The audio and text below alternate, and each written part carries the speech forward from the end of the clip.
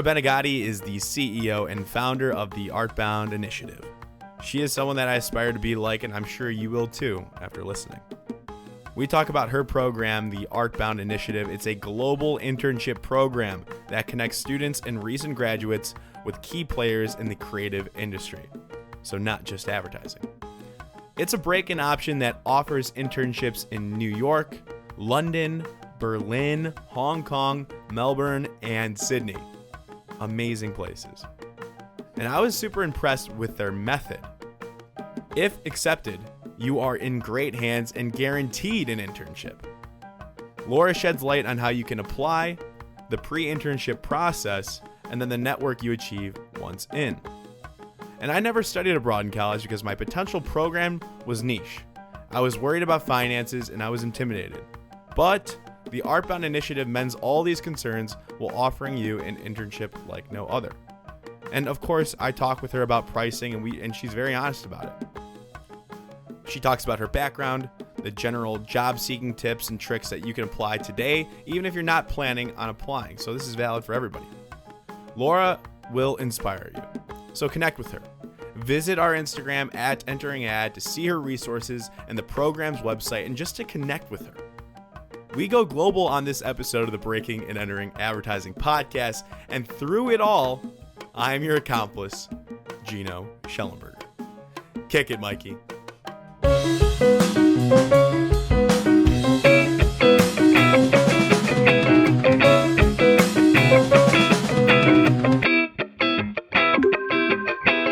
Hi, Laura. Welcome to the Breaking and Entering Advertising podcast. How you doing? I'm good. How are you doing? Good. Thanks for taking the time to talk. This is going to be a super cool episode. Where are you at right now? So I'm right now in Paris, France. Nice. So this is going to be a fun one. Are you from there originally? Like, where are you from? I'm actually from there originally, but then I lived most of my adult life in New York. Okay. Very cool. I took 3 years of French in high school and I don't remember much. I wasn't the best student, but I thought it was really interesting at the time. It's a pretty tough language, I have to admit. Even me, I forget sometimes. And I've never been to Paris. I'm sure it's beautiful. It's everything I'm sure everybody imagines to be. It's like the number one tourist town in the world, I'm pretty sure. And I think it always will be. Yep, it's a decent place. Let's just say it this way. Any like recommendations for anybody that would travel there, just like right off the bat, like maybe try this hidden location that might not be on like travel websites or anything like that? Yeah, definitely try. Well, first of all, try to go there and figure out if you can find a Parisian that you might know, because that's going to change the entire experience. Mm-hmm. And we definitely recommend to hang out around the 11th, the 10th. Those are all the cool neighborhoods to be right now. Okay. And how is it with the pandemic? You said, we talked before, you said it's a little bit more locked down than maybe the United States. Is that true? It is, because I think we did such a bad job, I mean, don't quote me on that, actually quote me on it. We did a terrible job on like handling the COVID situation. And so the vaccine is rolling out really slowly. So we're still like curfew and all that drama. Okay. So, yeah, I was in New York just now and it definitely was a different vibe already. Yeah. Interesting. Very interesting. Well, I hope things speed up along for you guys there and everywhere else in the world, just for our own sanity. Yep. But no, this is gonna be a really fun conversation. What is your role? What do you do for a living? Why are you on this podcast? I think it's really interesting, and our students deserve to learn about what you're offering. Of course. Well, first, thanks for having me. And so to give you a little bit more of my background, I'm the CEO and co-founder of Artbound Initiative, which is a global career accelerator for creatives. So basically what we do is that we connect students and recent grads with companies in the creative fields for internships. And we do that locally, we do that internationally. So we've got opportunities in New York City, in places like Berlin, Hong Kong, Melbourne, Sydney, and we work with students, but also universities. And the reason why I'm on this podcast is because we also offer a bunch of opportunities in advertising. I'm hopefully here to be able to tell you a little bit more about ABI, the program, but also just about, how to launch your career, because that's something that I'm talking about every day in, day out. Right. And you've been doing this for 5 years now, and it's been very successful. I think it's really interesting that you offer like this global perspective. Obviously, you're in Paris right now, but the you offer internships in New York, London, Berlin, Hong Kong, Melbourne, and Sydney. Like it's amazing. And um, part of breaking into the industry, whether that's something in creative or in advertising, you need an internship or you need some experience. So this is a way to do so. And I would love like to hear about your process, how you got started with this. So tell us like if I'm a student in advertising or in a creative field, I go to you and what happens then? Yeah, of course. So basically, usually the students would apply to our program, right? Online. They would find us either through their university or through like just researching online for programs like that. And they would have to apply. There's an application process. So, you need to like submit portfolio if you're creative, resume, reco letters, essays. We have an interview. And then if you do get selected and you choose to participate in the program, we would focus on four main aspects. The first one is coaching, which is a massive part of the program. We have an entire curriculum that's online where we teach a lot of professional development, all the stuff that university doesn't focus enough on, in our opinion. That's kind of how we launched the program, to fill a little bit that gap. And then there's of course the internship component, which is part of the program. So we would find you an opportunity based on your skills and interests. Let's say, I'll give your example. Just, you're a student, you want to work in the advertising world, mainly maybe in account or strategy. We would reach out to one of our partners, perhaps TBWA, McCann, Code and Theory, Red Antler, some of our partners. So we would do the back and forth basically with the recruiters to find you an opportunity and help you, get an internship somewhere, in a big agency, in a small agency. We have all of those types of companies. Hmm. And if you want to do something abroad, we would also work on all the relocation aspects, so travel support, visa, housing, insurance, all the logistics basically. And then the last aspect is the community and network. So that's the big thing as well for the program. So we have our own app where everybody can connect. We do a bunch of events in each of the locations. We do webinars with industry professionals. So we're really trying to like help our participants to launch their career, to kind of accompany them, not only like while they're students, but also once they're recent grads. So it's not just an internship and then you're gone. It's actually a whole community that we're trying to foster. Love it. I love it. So you're doing a lot of the tough work for the students on the back end, getting them those connections. Where, like, what are those connections at? Like you mentioned a couple, but where, could I potentially work if I'm enrolled in this program, if I'm Yeah, interested in advertising? of course. So it would depend on each location. Of course, like some of the global agencies we don't have partnerships with on all locations. Sure. But basically, I'll say like the ones that people might know of where we've placed students. So TBWA, McCann are some of them. Code and Theory that we just started working with. Red Antler, which is a branding agency. Some like cooler, smaller kids like Mojo Supermarket that are like a really fun, really fun shop. For example, in Australia, like Tribal, which is part of DDB Group, 72 and Sunny. So those are like a few, examples Nice. of like the bigger names. And then we have like some, boutique firms that are like more, some luxury beauty fashion like Reflex Group or DT Studios. Those are like smaller shops. So they're also really cool because, sometimes you also want to go in like smaller teams, get more hands-on experiences that maybe the bigger corporations might not be able to offer. Are you seeing like a lot? Are you seeing more like the creative track students, like in art design or in copywriting, enroll in this program? Are you seeing an equal amount of account managers and strategists applying as well? What's that demographic breakdown look like for their interests in their careers? Yeah, honestly, it's quite equal, as you mentioned. Like we really have a lot of people that are coming in from like advertising, PR, marketing types of degrees that are Sure. super interested in account, in strategy, some in production even. And then we have also the other side of the spectrum, like people that are in design, in like motion, in content creation, which is a big thing now. Um, Hmm. some in like UI UX. So we really have like a pretty varied demographic. But I definitely say that people that apply to our program are people that want to do creative fields. Like we never have Sure. finance or rarely IT engineers, like a little bit less, although there are a lot of those types of careers Hmm. as well in advertising in some ways. Absolutely. What are the other career paths? Just for my own curiosity. Of course. So we do like I'd say probably like the most, the biggest kind of like industries that we offer are definitely like advertising, entertainment. So we also work, for example, with like companies like CBS or like production Oh, companies. Then nice. we also have like stuff a little bit in fashion, visual arts, performing arts, Oh, art, wow. interior. So anything that's kind of like creative, So we work with Hypebeast, for example, or Vice, like a Wow. few of those like companies.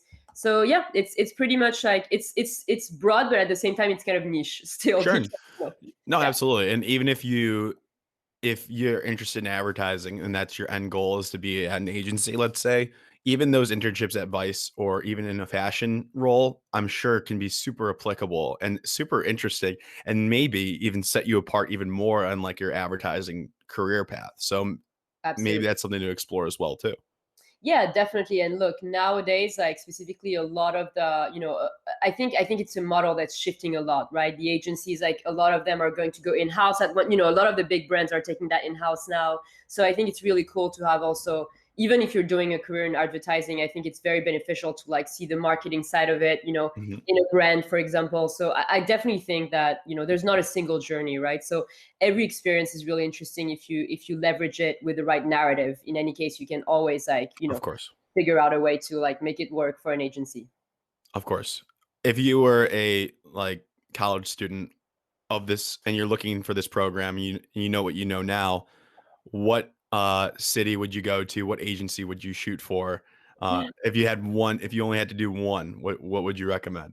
Well, that's so tough. That's like the hardest question. Sure. Well, honestly, I would say like New York is just a really tough place to be in general. So I think that our program has a lot of value there. And Interesting. I think like a place like, Code and Theory, for example, I think is an amazing place to be. Like a place like Red Antler, which is like more brand focus, I think is like super exciting because those are like maybe the less like, they're not the the Wunderman Thompson or the what the FCB the DDB kind of Mhm. TBO or like TBWA, but they have like such a cool company culture. So I think New York is a great place. Otherwise, I honestly would say also like places like Melbourne and So Sydney, cool. So cool. super cool, and that's highly valuable. Like having an international experience nowadays is highly valuable. First of all, because all of those agencies are connected. So if you have a TBWA Yeah. experience in Hong Kong, like most likely you'll be able to figure out a way to make your way back at TBWA in New York or Chiat, in LA or so. I think it's like, definitely if you can't afford it, because of course going abroad is also another ball game in terms of investment. Let's be real. I Mhm. think if you can't afford it, going international is always a good thing to do, in my opinion. Yeah, let's talk about the pricing then.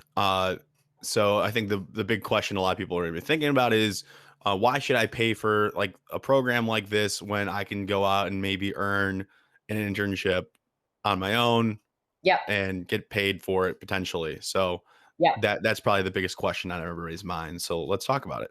Of course. Well, I'd say, look, the program, what you're paying for is really the support system that we're going to offer. Hmm. Same way that you're paying in some ways for education, this is kind of like you're paying for the coaching, the access on a one-on-one, level with like professional coaches to really like dig deeper into, what are the next steps, right? As a university student, I think a lot of people have like those big ideas of what they want to do, but actually have absolutely no tangible concept of the reality of the industry, which is normal because you're not in it yet. So having the possibility of like having a one-on-one mentorship with somebody who's like dissecting what your dream job is, what the job desk looks like, what are like your strength, your weaknesses, in relationship to this job description, Hmm. like what is the action plan that you should be putting forward, like talking to a professional resume writer to like rework entirely your resume and get something that feels really right for the recruiters.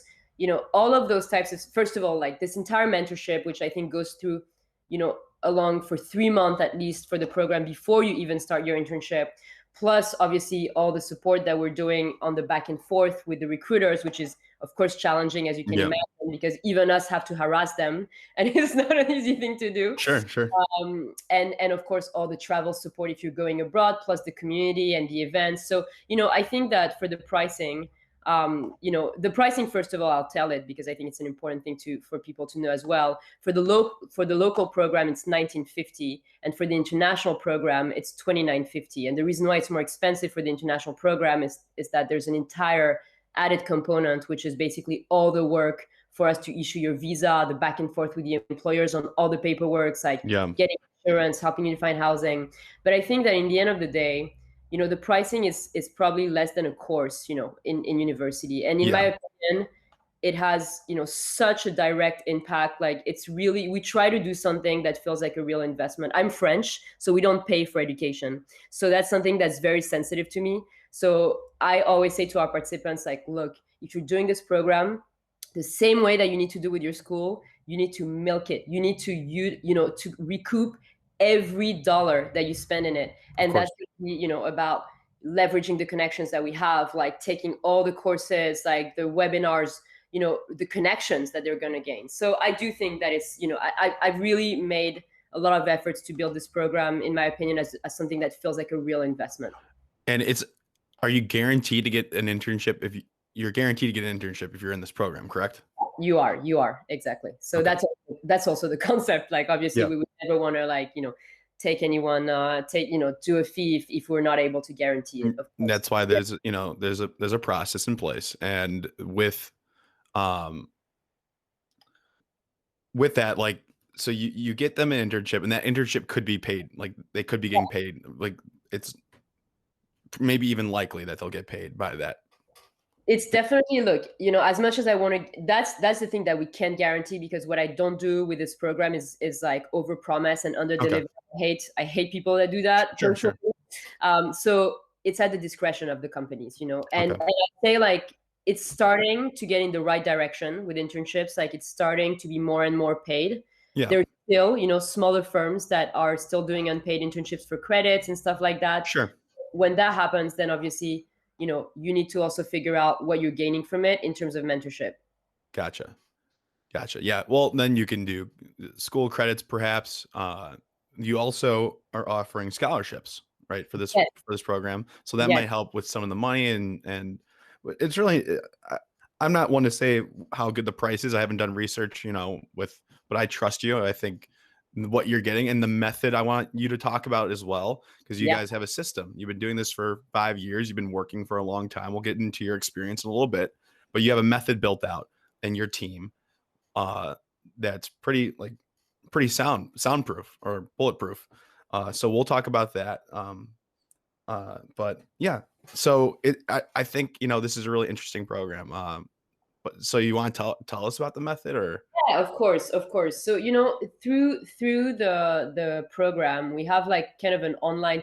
If you join the program, there's kind of an online platform that's the entire coaching curriculum, and basically it's taking you through different levels, through different missions. We broke it down almost into a journey, and as part of this journey, you're gonna, as I mentioned, like, refine your goals, rework your materials, work on, Mhm. like, soft skills as well, which is super important, because like recruiters are all about soft skills now, in my opinion. So we'll talk about, we're talking about like how to build your online brand, how to network, like what's the business etiquette. And then on top of that, we have a pre-internship training that we've built, not out of nowhere, lots of pragmatic stuff, but mainly because at one point, I think 2 years in the program, I got on the phone with like 20, 25, I think, recruiters and hiring managers.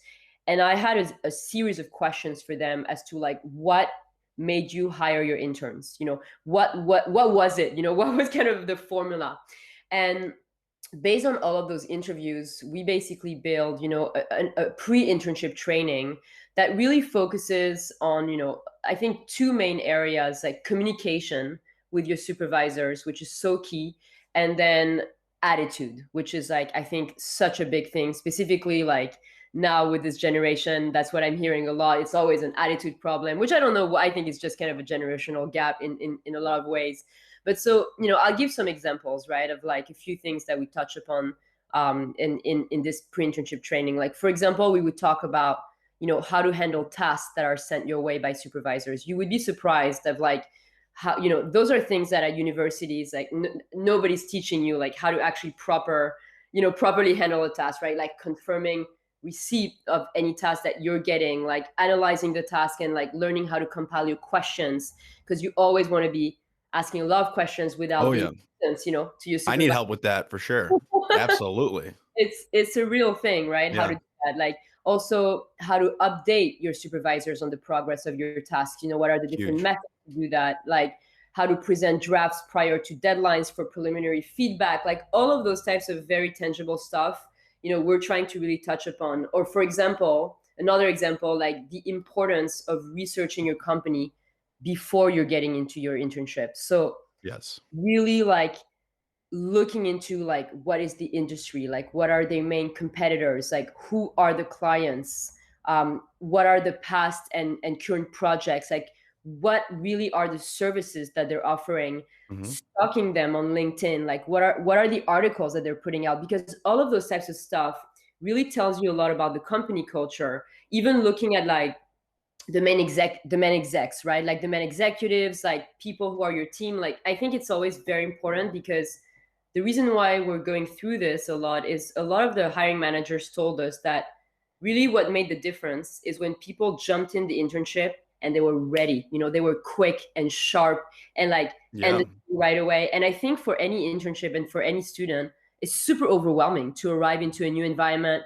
this concepts thrown at you, like Oh yeah. the ad world is like so fast paced. Yeah. So I think that not a lot of students sometimes think enough of the prep work that actually needs to be done before they even start, like even studying the job description, like brushing up on all the softwares that might be required, all of those types of stuff. I know it sounds like for somebody who has been in the professional world, you're like, okay, that feels normal to me. But for somebody who's jumping in, I think it's a big process to like, that you really need support on. So just those are like a couple examples of what Well, we're talking upon. not even just for internships, any job really. Even Yeah, when anytime you get an entry level job or you get a promotion or you get a new position, these are all really valuable things that I've never done yeah, and the things that I wish I've done. So I'm already learning, like being prepped.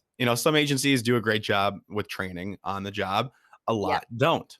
A yeah. lot don't have a lot of on-site training. It's more you kind of figure it out as you go. So this mindset that you're instilling, this method, is super important for the people listening. Apply these techniques. This pre-research is so important. I love that. And look, for us, it's also, we have an interest in that, because obviously, like I think the best track record we can build with this program, the most relevant we are. So we're directly interested as well in making sure that our participants are getting hired, and Boom. we've got like a 45% rate of like participants who are getting hired after their internship, either like as a full-time or as a contractor. And that's something that's really important for us, because I just want to create this program as a pipeline. That's my goal, is I want to create this kind of hiring pipeline, and I think that would be the coolest thing that we can do. So I think that's why we're preparing them so much, is because we really invested in their success. It's becoming our success, right? In What's that. your conversion rate with that of internships to hires? So for local, because that's really what we can talk about, because there's no visa drama Sure. around it. Because Yep, of course, that's when fair. you're international, it's always complicated. Local is just New York. So for example, we have, yeah, local would be New York for you guys, but for example, for Australians, it would be Melbourne Yep. Sydney, right? Because we're Yep. global. So Yep. so local, we've got 45% of people Nice. who got hired after their internship, and that's really cool, because not everybody that does our program is a senior. So that means that we've got also some juniors that did Oh it that wow. cannot be hired. So it's a pretty cool it's a pretty cool track record, but we're obviously working very hard to like improve it every Of day. course. I Yeah. don't think there. I bet you. I'm pretty sure that the normal conversion rate for just a normal internship without this program is probably a lot lower Yeah, I would from I would internship to hire. Yeah. I would imagine, yeah. But of course it makes sense, because like of course when you have the proper setup and the proper support and the proper mentorship, you're Right. going to thrive. I mean, that's the entire concept of it. So I think it does make sense. This is really interesting. So this is another break-in path that we haven't explored at all on this podcast because we've done like portfolio schools. That's like a method to break in and kind of like a fast track, a lot more expensive. But this is really interesting too because it's internship to job. I mean, I think everybody knows about the internship path. It's like it's like you need one. Like you need to have an internship, at least one. You know, if you can have multiple, great. But this is a another little hack into like to breaking in. So I really think this is interesting stuff. Thank you. I mean, I think it is really filling a gap in my opinion. And I think the most daunting part of the process, in my opinion, I recall back in the days when I was a student myself, and I think a lot of people relate to this, is that it's still in school. I think there's no such thing where we sit you down and we tell you like, here are the exact paths that you can be taking based on your skill set and your interests. And I think that it's very daunting because everybody wants to become a creative director or like an account manager, but like people actually don't really understand what the reality of it, like how Right. many years into it are you going to start doing things that are fascinating to you, or so I think that's like something that is, and I think the schools are working really hard more and more to do that, which I think is fantastic. They're actually like more getting up to speed to Yeah. just creating a bit more of a tangible track for the students, so that it's not just theoretical. It needs to be a little bit more pragmatic, in my opinion. In my experience, it was really that entry level, like 100 level class that explored the career paths, which is smart because that's like where you establish where you want to go like early on. But then they don't really touch on that too much after that. I'm not sure if that's universal for all schools, but you're right. Like there's always a need for career development, and any opportunity you can get to explore like different careers and yourself are super important. And the best way to do so is through an internship, I believe. For sure. And it's also the way to understand what you like and what you don't like. Oh yeah. Because I always tell the participants, like, look, honestly, I don't want that, but if you got out of this internship and you told me like, Laura, I definitely don't want to do what I did, like, but I want to do what that Yeah. person over there did, I'd be very happy with that. Just as Because helpful. Yeah. exactly, just as helpful. And I think that's something and that's why I think you should ideally, if you can, have a couple internships under your belt before you're graduating, because Great. that way you kind of have, okay, it's starting to, and of course that's a life journey, right? We're all trying to narrow down more and Mhm. more as we go towards the path that really fascinates us. But I think you should start early as you can, of course. Yeah. Even if you're a freshman in college listening to this, your first year, like apply. If it's unpaid, it's unpaid. Like do or volunteer somewhere and get Yeah. that experience on your belt. Because the more you do stuff you don't like, you'll know what you do like, and that's awesome stuff. The scholarship, I mentioned it earlier. I Yeah, let's talk about that. I skipped over it. I wrote that down. What scholarships do you have? Are you offering? How can people look into that?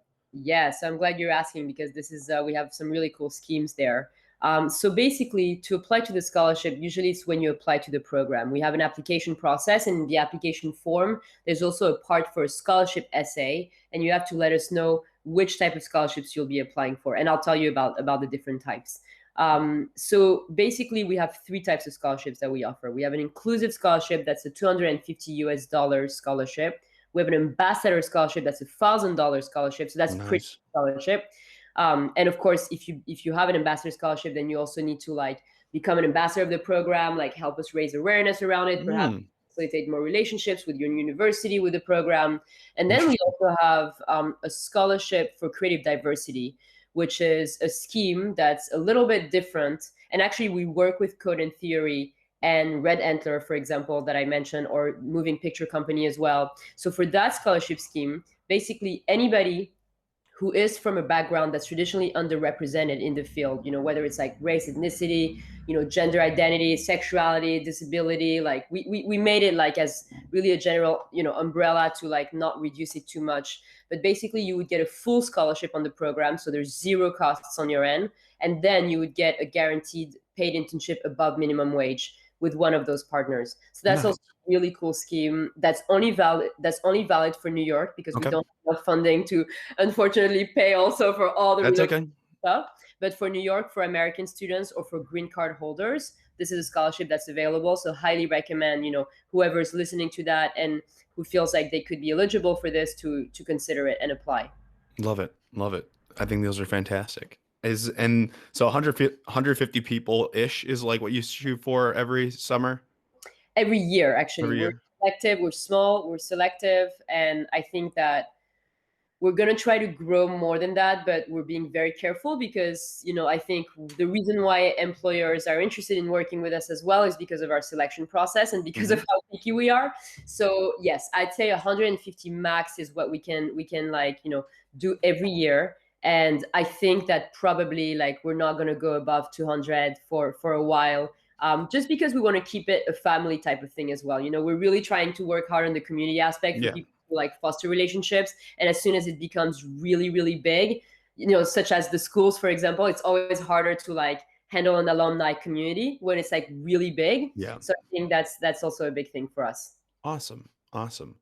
All right. I want to now talk about your credibility and your background. Like, and if you think of anything else that we want to talk about with the program, just bring it up. Like, Yeah, for sure. absolutely. But like, how did you get started in advertising? Like, what experience do you have? Like, how are you credible to be here? Creating this program. Like, tell us about yourself and in your own journey. Of course. Well, definitely advertising is something it's really funny because it's coming full circle for me.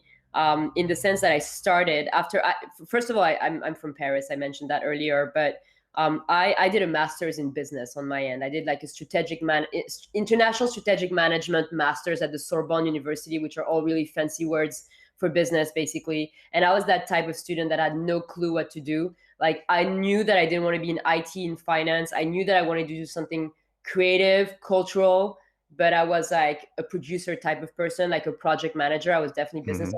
oriented. And so I did my internship at TVWA in Paris um, Amazing. for 6 months. And they actually offered me a gig after that. They offered me a job, but I declined it because for me, the goal was New York City. Like that was, I guess I grew up watching too much American television. And so Sure. I wanted to make it in New York. So when I was 23, I decided to basically like book a one-way ticket, which I could do as a French citizen, obviously as privileged French citizen who can book a ticket to the US without applying for a visa. And I was Okay. like, okay, I'm going to find a gig. And actually, I was looking in different places, but I was looking also in the cultural field, not just in the advertising world. And I ended up actually working in the cultural field. I found a job as a producer in theater, so I worked on Broadway and off-Broadway shows for Oh, most of amazing. it. So I'm actually from the theater side.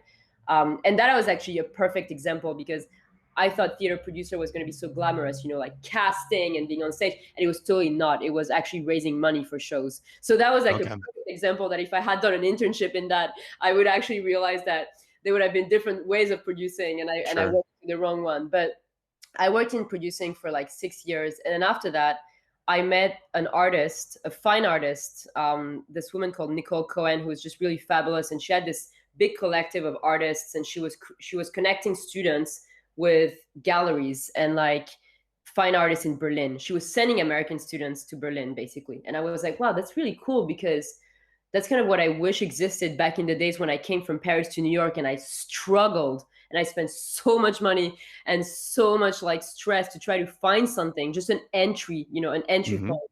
And so I suggested to her, like, hey, why don't we launch kind of a global program that help facilitate those types of opportunities, but in the creative areas. And we started with fine arts. So this whole thing started actually with fine arts, visual Hmm. arts, and then rapidly expanded to advertising and design because we saw so many students from design areas, from marketing, who were like, but what about us? Like, I don't want to work in a gallery. I want to work in an ad agency. So like, okay, cool. So I started contacting back my people at TVWA Paris who like put me in touch with TWA Hong Kong, and then it Sure. just kind of like started very naturally through the the network, and that's how it came about. And now we've been like since 2016 we've launched, and we really started to become actually quite strong in the advertising world. Um, Nice. I think just really organically, because of the types of people that we've had, and also the types of people that I knew. To be honest, it's also because of my own network that it Of happened course. this way. And then it grows and it gets bigger and everybody's involved now. And it's been 5 years, right? Yeah. So that's a good amount of time. And you're still loving it. You got bigger plans for it, I'm sure, and you're committed to it, and that's awesome. Yeah, I think I've got big plans for it just because of the community that we're building. To be honest, like I think because of the curation process that we have in selecting our people and like all the recruiters that we're talking to, all the companies that we're talking to, plus all those, like, I call them kids. They're not kids, of course, they're, early 20s, but they're my kids. I kind of see it this way. But all those kids that are going to be like really the next key players in their field, but on a global level, I think there's so many things to be done with such an international community. So I do have a lot of big plans for it. But right now, my plan is to make it the most solid program possible, and something that feels like, the best stepping stone possible for any student or recent grad that's coming out and that wants a career in this field. I love it. I love it. And how can people apply? When can they apply? Is there application open right now? That's a great question. So we have actually applications year round. So we offer internships like fall, spring, summer, Love and it. because we work with Australia, like it's the Australian summer. So in November, like we have random start dates, Okay. throughout the year. But there's one thing to keep in mind is that we do have kind of an early on application process, because the program is not just the internship, right? It's like a 3-month prep I love that. before the intern. So it's like you said it yourself last time you and I talked, and I thought it was a really cool way to put it. We have like a pre-internship and then the internship Oh yeah. of the program. So for local opportunities, you definitely want to be applying at least 3 months before you intend to start. And then if you want to go global, that's even longer. We need 6 months, because then there's visa processes included, which takes a lot of time.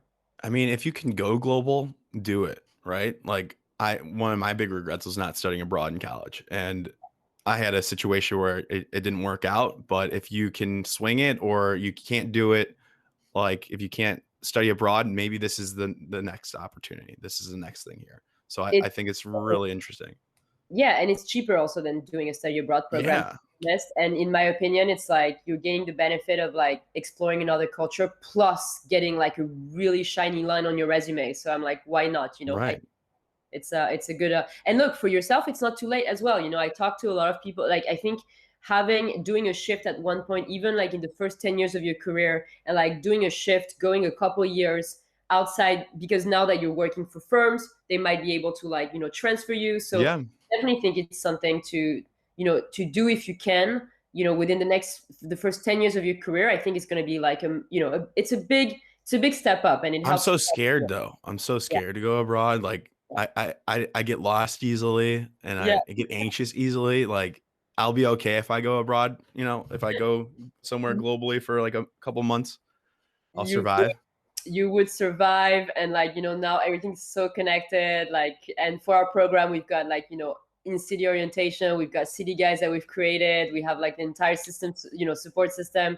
Honestly, specifically the places that we offer, Berlin, like Mhm. Hong Kong, Melbourne, Sydney, those are like super global places, really multicultural, so you'll Would feel right at home. would I be by myself potentially, or could I like partner up with somebody? Like if there's somebody else from another agency, like I feel like I would need to have like a couple people like that. Of course, there's always a community there, and that's why we're organizing. Like, we have events every month in each of the locations that we Okay. offer, and usually everybody's hanging out together in our housing. Also, like, we usually kind of try to put people in the Okay. same buildings, if not in the same apartment, so that you have a crew. That's the big Okay. part. It's daunting And otherwise.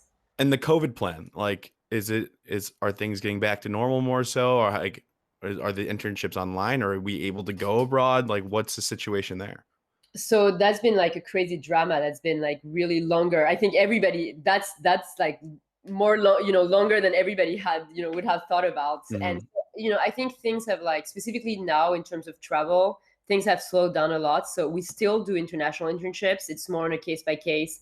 And Okay. it's like, you've got to now you've got to like calculate that you're going to do like a 5-day or 10-day quarantine when you get there. So you need to like know that. And then sometimes you need to apply for different types of visa and stuff. So we're dealing with that, obviously.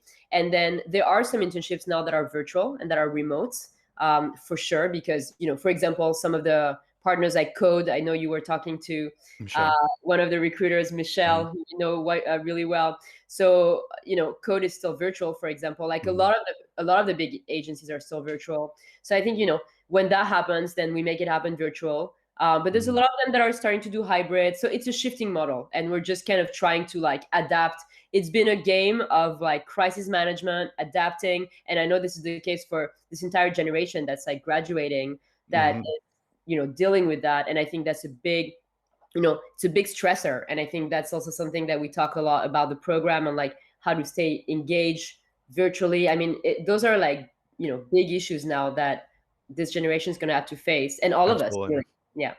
Absolutely. It's tough out here. So if the program can help in any way like that and, adapting, I'm all in for it. So this has been great.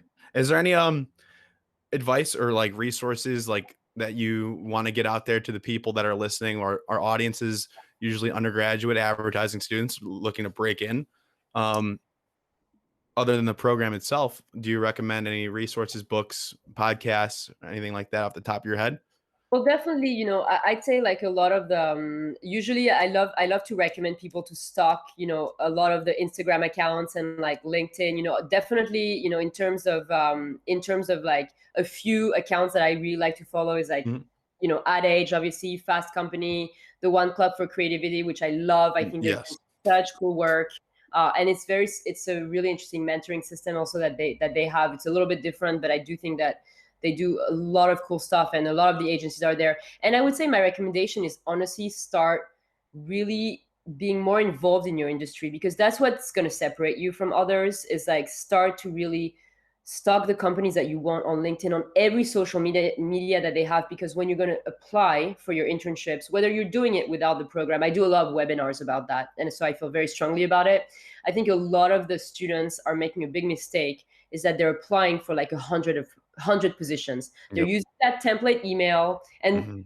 you know that so many times I'm hearing the recruiters tell me, like, if you knew how many times I got, a template telling me that they were super interested in TBWN when I was like DDBO. You know what I mean? Like, Oh, even yeah, they messed it up. making those mistakes, or I've calling done that. when their name is Michelle. Oh, I mean, yeah, I've that done that. happens. Of course, we've all done it. So get out of the templates. That's my recommendation. Instead, Yes. think about quality over quantity. So don't apply to 100, apply to 10, but really put out the most qualitative email to that recruiter that you can. And that means like talk about why you're so interested in that business because of the latest article that they've posted about that trend that really shifted your perception of this. Like, talk about, really be precise, because I think that the recruiters who are solicited so many times, seeing hundreds of emails, when they're seeing those types of things, when they're seeing that you really put in the work, because they can smell it, I can assure you that they will know if it is a template or if it is not. Mhm. I think that this is really your best bet. So I would say quality over quantity for anybody who's applying for an internship or for an entry level. I Mhm. think you'll up your chances, because even for the look, for the program, what I try to reach out to employers is the same way, right? If I'm reaching out to all the ad agencies and I'm sending out the same half-baked email Yep. that seems like I've sent it to everyone, I'm not going anywhere. I'm getting a 1% Yep. response rate, which is probably a no. But if I'm like really taking the time to think about what is the goal and what is the mission of this company, and how can my narrative plays into their mission, and how can I figure out if anybody that I know works there and I have anybody that can offer me an in, I'm gonna get that response. So I Yep. think that's my main advice. I don't know if I digressed a little bit, but No, it's great. It's great. I do that too. Like when I find guests on the podcast, it's a good method, that quality over quantity, and customizing it and being honest. So, and showing passion, like if you're excited. So I love it. And this has been great. The Artbound Initiative. Go to the website. I'll put the link to all of the website and your social accounts into our Instagram. So go to our Instagram at entering ad to find all of those. Laura, this has been great, and I appreciate you coming on. I got nothing else. Anything else you want to talk about? I think we covered most of it, and I really appreciate your time, and I think what you're doing is super cool and really helpful, because I think we need to multiply those types of initiatives, to like create the support system for people. So I think that what you're doing is really valuable, for yourself, for many others, and yeah, Thank you. keep it Love up. it. And I'll definitely be checking out the next Yeah, episode as well to hear what other people have to say. amazing. Thank you so much.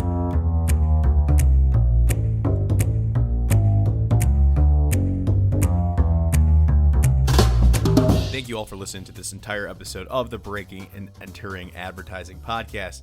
I hope you enjoyed this week's guest. Make sure you go and connect with them on LinkedIn. Tell them that Breaking and Entering sent you. Now, thank you to Mikey Malarkey, our audio technician, and Buchan Zhang, our creative director, as well as the student team from the Midnight Oil Agency at the University of Illinois. Can't do it without you all. Thank you very much. We will see you all next week with another amazing guest.